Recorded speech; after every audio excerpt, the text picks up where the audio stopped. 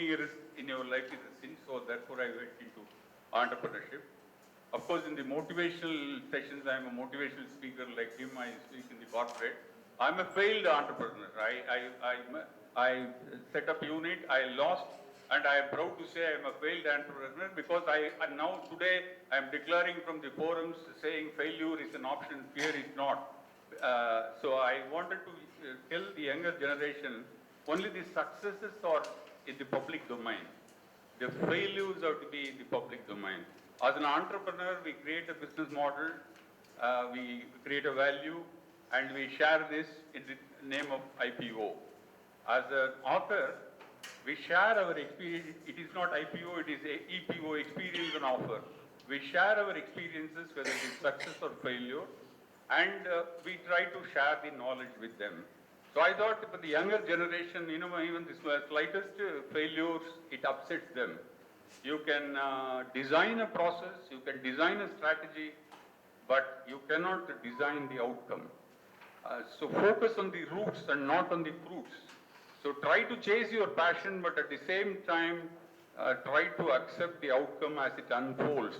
அவருடைய ஸ்பிரிச்சுவல் இதில் நான் இதை ஸ்பிரிச்சுவல்னு சொல்லி தள்ளிடுறாங்களேன்னு attachment with detachment. I say it in my corporate jargon.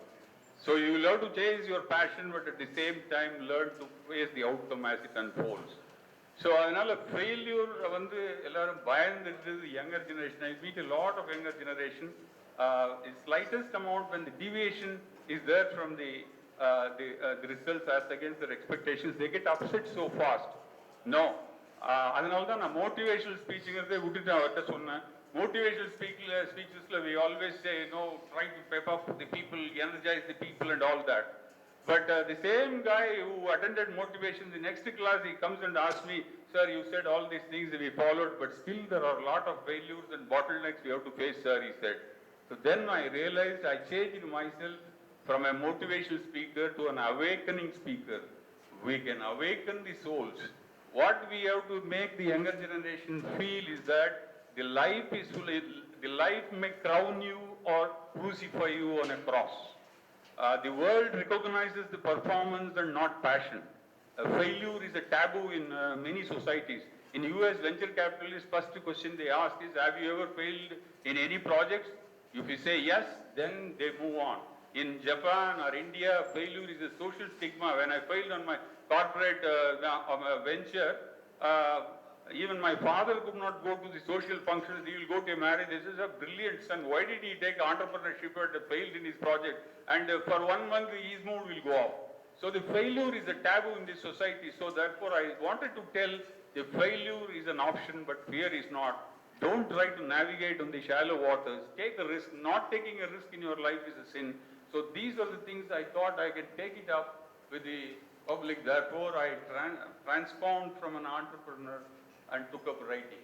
And I transformed myself from a motivational speaker to an awakening speaker. So I thought that is the explanation. Okay. How did your patrons react when they came to know that you're right? Fortunately, I thank God there are more than 100,000 followers in this social media. They applaud me. Every day I am interacting with them through my media partners. We blog, we do quite a lot of things. They censor me, they criticize me, they applaud me. So I think I've taken the constituency of 100,000 followers as mine, and the patronage is overwhelming. So I'm thankful to the Almighty for this. Do you have any special interest in Indian mythology? Yeah, as you were saying, there are two views. Mythology is something which is all not this one, there is one version. Then the other version is mythology history. He belongs to he's taking both sides. He's taking an equidistance with this. But I belong to the school that mythology is also a history, because earlier it used to be a kind of trying to date before Christ. The documentation was not there. There is a view that Indian kings have not recorded the history.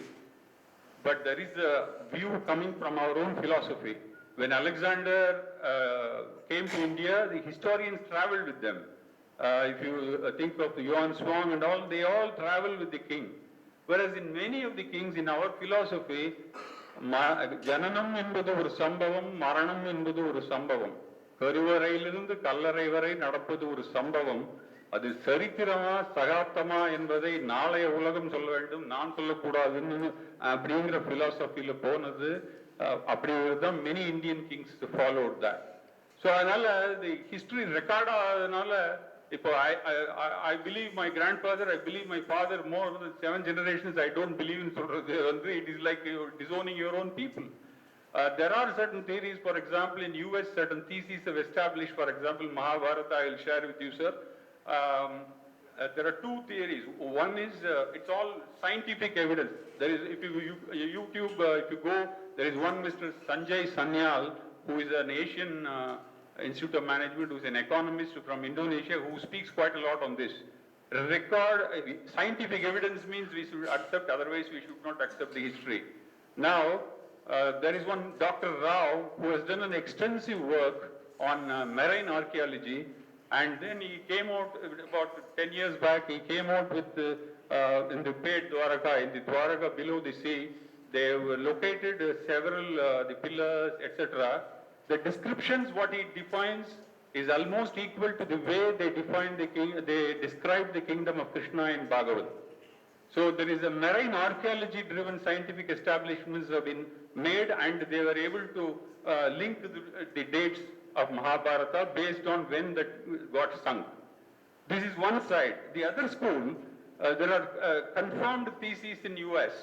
They have done in Mahabharata, sir may be knowing, there are at several places, you say Mahabharata, Ramayana, there are several places, they describe the constellation of stars.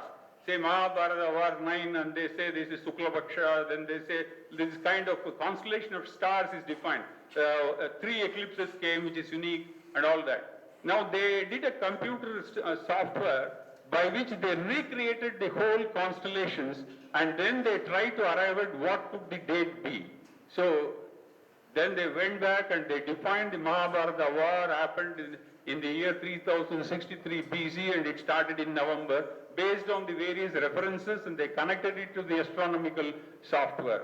So therefore this is all the distinction between history and mythology, somehow or other I believe it is a history. So for me, Krishna is the greatest management guru of the last yuga, and I take him as my friend, I fight with him. So that is the way I do it. I consider mythology as well as history. So therefore I have a special interest in mythology. So I thought I want to showcase this to the younger generation who are biased by the Western education. And we want to see if Dan Brown writes about questioning the various the churches and this. There is a lot of people from India, they read.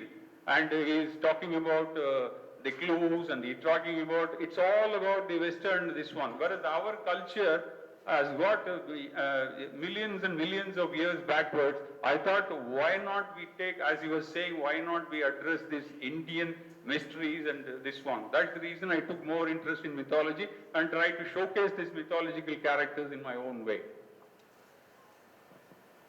Any advice for the young readers? Any advice for the young readers? I said I don't advise, but I would like to awaken them. So my advice for them is to read multiple genres. Just don't read one single genre. Try to read multiple genres. My advice to readers is please read. That reading is my core constituency. Please read whatever book it is. On the technical journals, the depth is recommended. On the kind of fiction or search, this one, width is recommended. So we should not focus on particular genres. So read as diversified as possible. The key underlying word is please read, don't stop reading. I understand that you are already working for the next book. Can you share some details about that?